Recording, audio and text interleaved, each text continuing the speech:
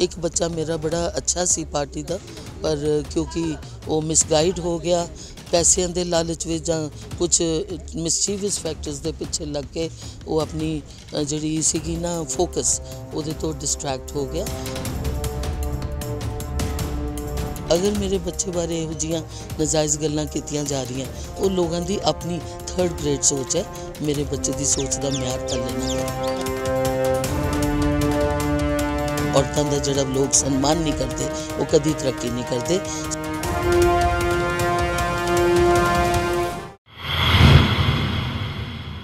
पंजाब विधान सभा चोणां तो पहला सियासत पूरी तरह गरमाई हुई है। सियासी पार्टियां दे उम्मीदवार चोण मैदान च उतरे हुए ने। नवां शहर हलके तो विधान सभा चोणां लड़ रहे आजाद उम्मीदवार अंगद सैनी दे चोण प्रचार दे लई अंगद सैनी दा परिवार उतरिया। अंगद सैनी दी माता गुरिकबाल कौर बबली जिहड़े साबका विधायक भी ने उन्हां ने डोर टू डोर जाके अपने पुत्तर लई वोटां दी मंग कीती। मीडिया नाल गलबात करदे उन्हां कहा कि कांग्रेस पार्टी ने उसदे पुत्तर नाल धोखा कीता। उन्होंने दस्सिया कि मेरे बेटे ने नवां शहर का बहुत विकास कराया जिस नूं हाई कमांड ने अणदेखिया करके सिर्फ उसकी निजी जिंदगी नूं लैके उसकी टिकट कट दी। इसलिए अंगद नूं आजाद उम्मीदवार वजों चोण लड़नी पई।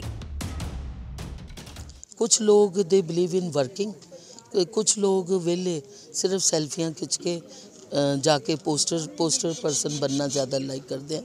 अनफॉर्चुनेटली मैं एवं नहीं कहूँगी कि एक बच्चा मेरा बड़ा अच्छा सी पार्टी का, पर क्योंकि वो मिसगाइड हो गया पैसों के लालच में ਜਾਂ कुछ मिसचीवियस फैक्टर्स के पिछे लग के वो अपनी जी सी ना फोकस वो तो डिस्ट्रैक्ट हो गया। और उसका मैनू अफसोस भी होंदा कई बारी। पर जदों कहंदे हुंदे हैं जदों किसी बंदे नूं हंकार ज़रूरत तो ज़्यादा हो जाए और ये सोचे कि मैं MLA नूं ओवर रूल करके अपना ही कोई साझा मोर्चा या फ्रंट खोल सकदा, मैं उसकी नखेदी करती हाँ। क्योंकि united we are together a party, divided we are nothing, we are zero. ठीक है। सो हुण अज वो झाड़ू ते तुरे फिरदे हैं और दूसरे भाई साहब जिहड़े हैं वो मेरे husband the right and left hands बन के चलते होंदे सी।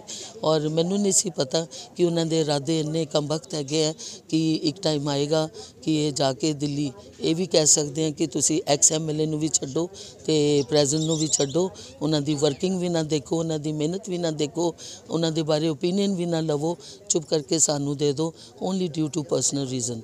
If my daughter-in-law has gone to some other party, that doesn't mean that we have sent her. She is a women empowerment, everybody knows. She is a individual. उन्हीं दी भी परिवार पिछले काफ़ी सालों तो कांग्रेसी रह चुके हैं और जो डिसीजन उन्हें अपनी सोची मैं उदी ग्रोथ विच क्यों हिंड्रेंस बना। मेरी इमोशनल उहदे नाल अटैचमेंट है। उहदी जिहड़ी पोलीटिकल जो भी उन्हें चंगी माड़ी डिसीजन लैनी है उहदा उन्होंने भुगतना पैना चंगा जां माड़ा। तो असी तो उत्थे ही खड़े आ, असी तो बदले ही नहीं। असी तो 3 वारी साडे नाल ये खिलवाड़ हुई, एक वारी सरदार दिलबाग सिंह जी नाल, एक वारी सरदार चरणजीत सिंह जी दे नाल, मेरे जेठ साहब नाल, हुण मेरे बच्चे दे नाल हो गया, विच इज़ वेरी बैड।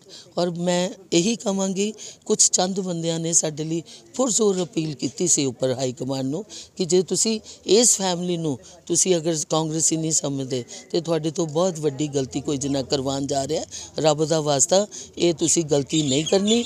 मैनूं पूरी उम्मीद है कि मिस्टर जाखड़ ने जिहड़े अशोक गहलोत जी हैं जिहड़े जानते हैं सानू, हरीश जी जिहड़े कि पर्सनली लैवल ते सानू जानते हैं, चन्नी जी जानते हैं, उन्होंने ज़रूर ये बारे किया होएगा। गॉड नोज हू एक्टेड अगेंस्ट अस। उन्होंने ये भी दस्सिया कि उन्हों का सारा परिवार पहला तो ही कांग्रेसी सी। उसके सौहरा साहब सरदार दिलबाग सिंह जी, उन्होंने पति प्रकाश सिंह ते फिर वो खुद ते उस तो बाद उसके पुत्र अंगद ने भी नवां शहर की 5 साल सेवा की, जिस करके अज भी नवां शहर वासी उन्होंने कांग्रेसी ही समझते हैं। सरदार दिलबाग सिंह दे वड्डे ब्रदर सरदार लखबीर सिंह जी सब तो पहले बंगे तो सियासत विच आए सन। अनफॉर्चुनेटली उन्होंने कैंसर हो गया, उन्होंने फिर छोटे भाई नूं अपनी जगह लिया। उस वेले साध संगत बोर्ड के मैंबर सी, ही वॉज ए पॉलीटिशियन और उन्होंने फिर अपना एरिया बदल लिया। सरदार जी ने वो इत्थे नवां शहर च आ गए और उन्हों की बदौलत इत्थे बनया जिहड़ा साडा डिस्ट्रिक्ट है। और मेरे बच्चे ने अपने दादा दादी नूं कदी देखा नहीं। He opened his eyes in the lap of Sardar Dilbag Singh and he was the one who always wanted and wished me that I should have a son. ਉਹਦਾ ਨਾਮ ਵੀ ਉਹਨਾਂ ਨੇ ਰੱਖਿਆ ਔਰ ਉਹਨਾਂ ਨੇ ਇਹਨੂੰ ਕੇਸ ਰੱਖਣ ਨੂੰ ਵੀ ਕਿਹਾ ਔਰ ਇਹ ਹਿੰਦੀ ਬਹੁਤ ਬੋਲਦਾ ਸੀ ਔਰ ਉਹਨਾਂ ਨੇ ਕਿਹਾ ਕਾਕਾ ਜੇ ਤੂੰ ਮੇਰਾ ਪੁੱਤ ਹੈ ਤੇ ਤੂੰ ਪੰਜਾਬੀ ਬੋਲਣੀ ਹੈ ਔਰ ਪੰਜਾਬ 'ਚ ਰਹਿਣਾ ਔਰ ਪੰਜਾਬੀ ਮੁੰਡਿਆਂ ਵਾਂਗੂ ਸਭ ਸੱਭਿਆਚਾਰ ਔਰ ਆਪਣੇ ਕਲਚਰ ਨੂੰ ਅੰਡਰਸਟੈਂਡ ਕਰਨ ਦੀ ਕੋਸ਼ਿਸ਼ ਕਰ।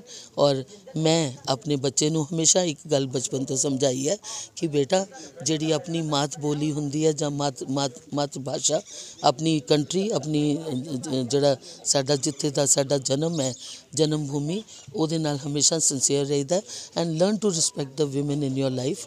ਇਸ ਬਚਪਨ ਤੋਂ ਮੇਰੇ ਬੱਚੇ ਨੂੰ ਇਹ ਫੀਡ ਹੁੰਦੀ ਸੀ ਕਿ learn to respect your mother your sisters your ਭੂਆ ਮਾਸੀ ਕੱਲ੍ਹ ਨੂੰ ਤੇਰੀ ਉਹ ਵਾਈਫ ਤੇਰੀ ਮਦਰ ਇਨ ਲਾ ਸਿਸਟਰ ਇਨ ਲਾ ਸਭ ਹੋਣਗੇ ਤਾਂ ਜ਼ਿੰਦਗੀ 'ਚ ਵੀ ਔਰਤਾਂ ਦਾ ਜਿਹੜਾ ਲੋਕ ਸਨਮਾਨ ਨਹੀਂ ਕਰਦੇ ਉਹ ਕਦੀ ਤਰੱਕੀ ਨਹੀਂ ਕਰਦੇ।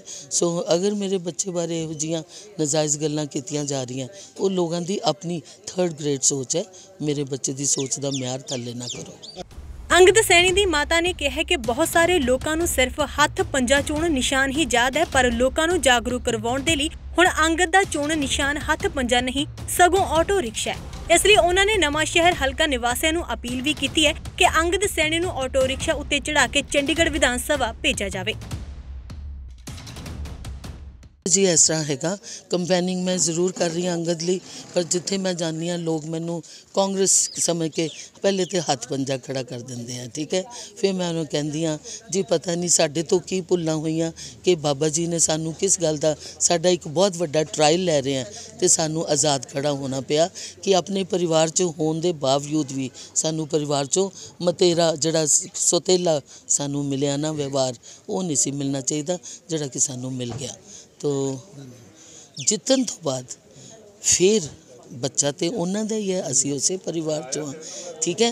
मैनू एक बारी बादल साहब ने कहा बीबा जे तू पॉलिटिक्स ज्वाइन नहीं करनी सी तो तू मैनू आके मिलती तैनू असी वधिया तरीके नाल अकाली पार्टी ज्वाइन करांदे। तो मैं कहा जी मैं बहू के दी हाँ किहड़े परिवार च विआह के आई हाँ जिथे मैं विआह के आई हाँ मेरी उही भगती है तो मैं उन्हां दे पिछे चलना। ਤੇ ਹਾਂ ਜਿਵੇਂ ਤੁਸੀਂ ਗੱਲ ਕੀਤੀ ਜਦੋਂ ਅਸੀਂ ਲੋਕਾਂ ਨੂੰ ਮਿਲਦੇ ਹਾਂ ਤੇ ਲੋਕ ਤੁਹਾਨੂੰ ਕਾਂਗਰਸੀ ਕਹਿੰਦੇ ਇਲੈਕਸ਼ਨ ਵੇਲੇ ਕਾਂਗਰਸ ਹੈਗੇ ਕਾਂਗਰਸੀਆਂ ਤੇ ਹੁਣ ਤੁਹਾਡਾ ਬੇਟਾ ਆਜ਼ਾਦ ਖੜਾ ਉਹਦਾ ਨਿਸ਼ਾਨ ਜਿਹੜਾ ਉਹ ਲੋਕਾਂ ਤੱਕ ਕਿਵੇਂ ਪਹੁੰਚਾ ਰਹੇ ਹੋ? ਉਹ ਅਸੀਂ ਘਰ ਘਰ ਜਾ ਰਹੇ ਹਾਂ ਘਰ ਜਾ ਕੇ ਉਹਨਾਂ ਨੂੰ ਦੱਸ ਰਹੇ ਹਾਂ ਕਿ ਪਤਾ ਨਹੀਂ ਜੀ ਉਹਨਾਂ ਨੂੰ ਕਿਹੜੀ ਗਲਤਫਹਿਮੀ ਹੋਈ ਹੈ किन्ने की क्या हैगा।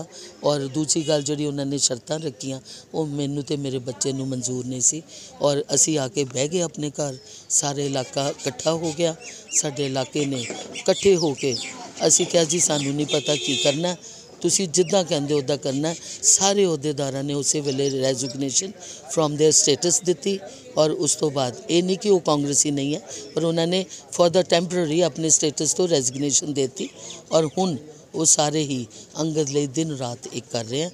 और सिंबल नूं किवें तुसीं उन्हां लोकां तक पहुंचा रहे? सिंबल सच्चाई दा सिंबल है सच्चाई कदी छुप नहीं सकती। किवें उन्हां नूं कहंदे हत्थ नहीं हुण ऑटो बस जी इहदे विच पाओ पेट्रोल पाओ थापी दवो धक्का मार के विधान सभा च पहुंचाओ। की नाम के ले रहे हैं ऑटो रिक्शे दे ऑटो रिक्शा एक जद्दोजहद की निशानी है एक मिडल क्लास बंदे की निशानी है एक गरीब बंदे की मेहनत पसीना जड़ा गरीब आदमी है ऑटो रिक्शे ते बैठदा। असी वड्डियां नाल नहीं असी गरीबां नाल खड़े हाँ जिहड़े पैसे वाले उन्होंने जरूरत ही नहीं एमएलए की वो तो सीधे ही प्राइम मिनिस्टर तक पहुँच जाते हैं कंट्री के हैड ऑफिस पहुँच जाते हैं। सो असी गरीबां लई खड़े हाँ। ਵਿਧਾਨ ਸਭਾ ਚੋਣਾਂ ਲਈ ਸਿਆਸੀ ਪਾਰਟੀਆਂ ਸਰਗਰਮ ਨੇ ਚੋਣ ਪ੍ਰਚਾਰ ਕਰ ਰਹੀਆਂ ਨੇ। ਹੁਣ ਇਹ ਤਾਂ ਆਉਣ ਵਾਲਾ ਸਮਾਂ ਹੀ ਦੱਸੇਗਾ ਕਿ ਚੋਣਾਂ ਵਿੱਚ ਜਿੱਤ ਕਿਸ ਪਾਰਟੀ ਦੇ ਹਿੱਸੇ ਆਉਂਦੀ ਹੈ। ਨਵਾਂ ਸ਼ਹਿਰ ਤੋਂ ਨਰਿੰਦਰ ਰਤੂ ਦੀ ਰਿਪੋਰਟ ਗਲੋਬਲ ਪੰਜਾਬ ਟੀਵੀ।